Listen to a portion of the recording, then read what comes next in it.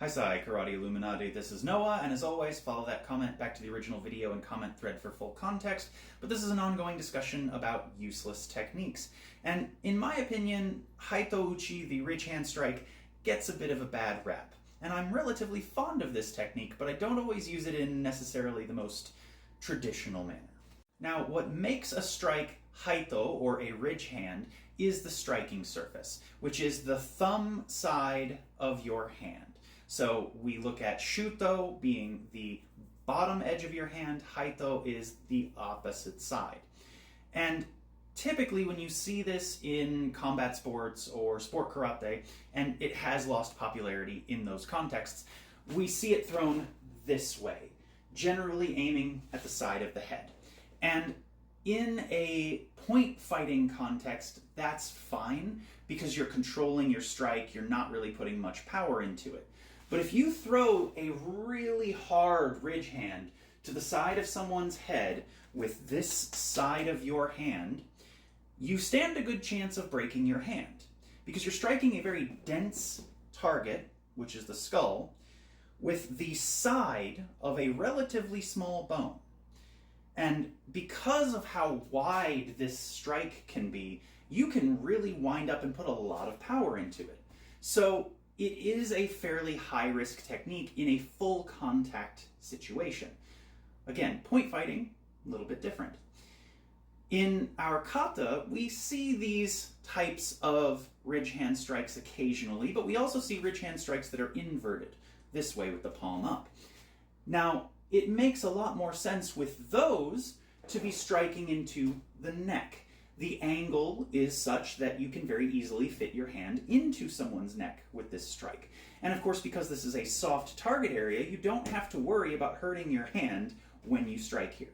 If you're going to be aiming at the head, you need to be doing a pretty significant amount of hand conditioning to try and reduce the likelihood that you're going to break your hand. That said, we can use this movement as a very effective, powerful strike if we just shift the striking area on our hand a little bit. If we simply shift our striking surface from the edge of our hand to the edge of our forearm, we're now going to be delivering that strike with a much larger bone. And in karate, it's very common for us to practice something called kote kitai, or forearm forging, where we smash our forearms together or hit them with conditioning tools in order to toughen those areas. If we've done this, we can now deliver a very powerful strike to the side of someone's head or into their neck and not have to worry about injuring ourselves. It also has the benefit of being able to very quickly pull into a clinch so we can continue fighting at a close range. This technique was actually a favorite of MMA fighter Bas Rutten, who has a karate background, and I'm quite fond of it as well. If we're looking at it in an MMA context specifically, it has the added benefit of being a relatively long-range strike that doesn't have glove protecting your opponent from it. So if we're punching someone, obviously we're wearing gloves in a sport fighting context.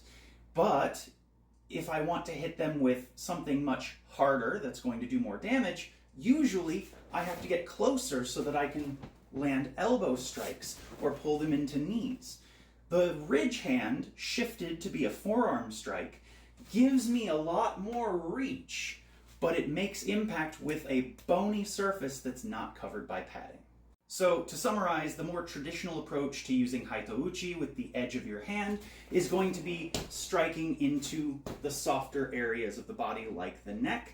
And if we want to make this a full power strike that we can deliver to someone's head, we shift that striking surface down a little bit and make impact with our forearm.